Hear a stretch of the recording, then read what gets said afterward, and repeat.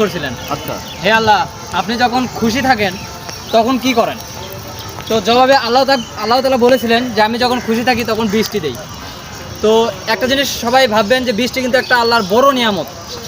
এরপরে মুসা আলাইহিস সালাম আবারও আল্লাহকে জিজ্ঞাসা করছিলেন যে হে আল্লাহ, এর থেকে আপনি বেশি খুশি হলে তখন কি করেন?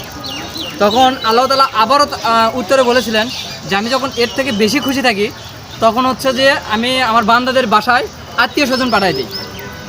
এরপরে মুসা আলাইহিস সালাম আবারও জিজ্ঞেস করছিলেন যে আল্লাহ, আপনি যখন সবচাইতে বেশি খুশি থাকেন তখন কি করেন?